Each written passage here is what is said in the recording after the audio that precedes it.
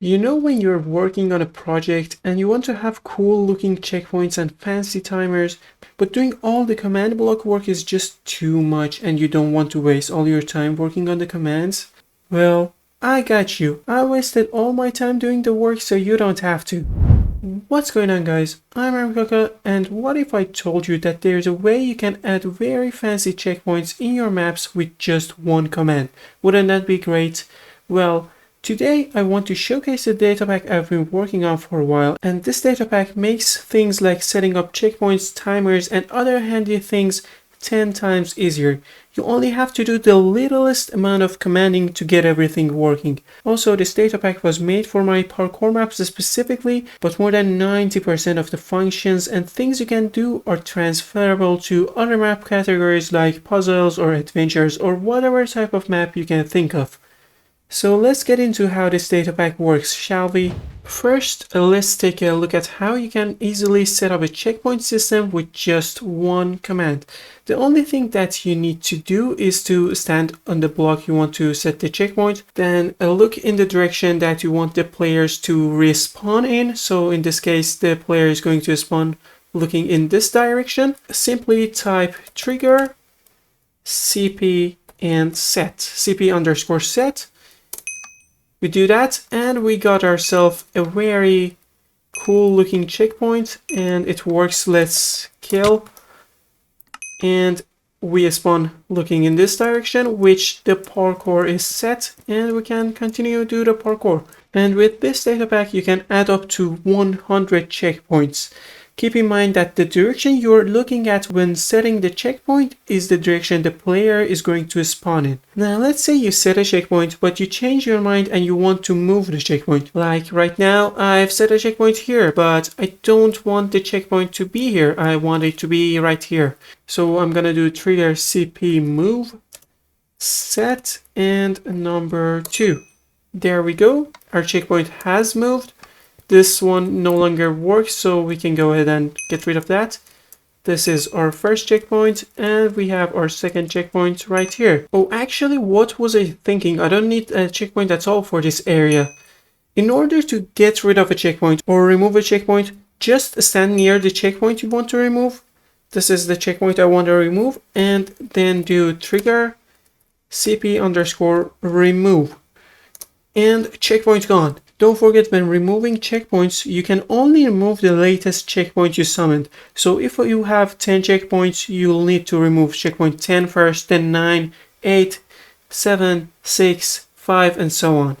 That's all there is to know about the 3 checkpoint commands: cp underscore set to set a checkpoint, cp underscore move set number to move an already existing checkpoint, and cp underscore remove to remove a checkpoint. Also, in a future video, I'm gonna go over how you can customize everything about this data pack, so make sure to subscribe and hit the like button if you want to know how to change the particles, the sound, and customize the timer to your own preference. Now the timer.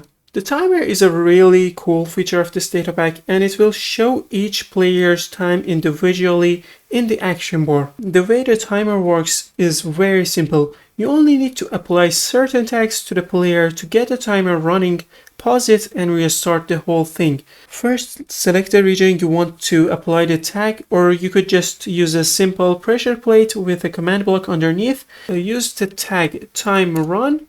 The command is going to be tag the players in that region, or I'm gonna do @A for now. Add, and you wanna add the tag time run to start the timer.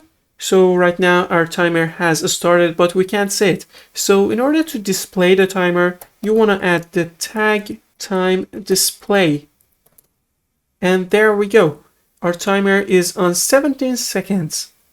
And in order to pause the timer, you can simply get rid of the tag time run, and our timer is now paused on 28 seconds.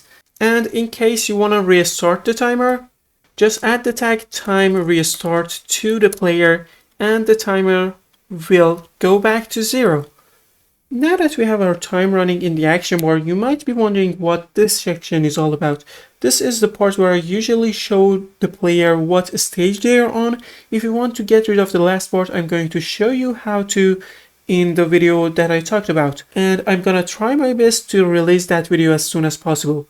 That is everything for the main data pack, but if you go down in the description, you'll see two links. The second link is America's Map Making Datapack Plus.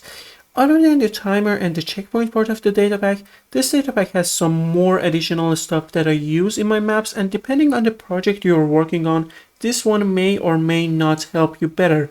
Some of the additional things you can do with this data pack is to set an elytra for an elytra section in your map, make entities look at you at all times, or spin mindlessly forever.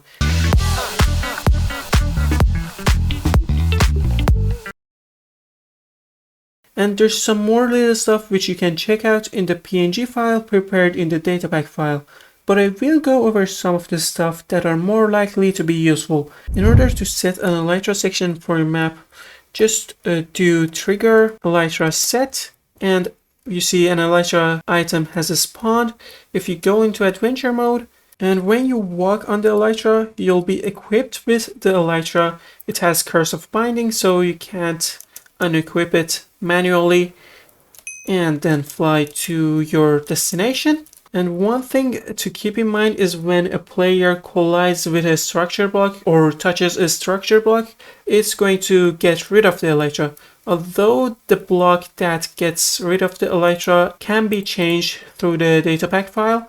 Now, if you don't want the elytra to be right here, or you want to get rid of it, simply do trigger elytra remove. If you want to make a half or heart section in your map, just give the player tag half_heart and bam, you got yourself a player waiting for their impending doom. Now, in order to give them their lives back, just remove the tag half_heart and there you go. Just remove the tag and everything goes back to normal like nothing ever happened. If you want an entity to look wherever you go, give it the tag looker, and if you want it to spin forever, just add the tag spinner. This data pack also has the anti-cheat system I used in Hexa Parkour, my latest released map. There's a lot more you can do with this data pack, but I don't want to bore you guys too much and go into too many details. So if you're interested, check out the instructions file provided within the DataPack folder. I hope you guys make amazing maps with the help of this DataPack, and I hope it makes map making easier for you guys. If you have any questions about the DataPack or come across any issues, you can ask me on the Discord server or in the comment section. If you're wondering how I connected these two fences with just one lead, you can check the video on the right side of the screen. And if you want to know how I placed all these blocks above the ward height limit, check the video on the left. And I will see you guys in the next video. Goodbye.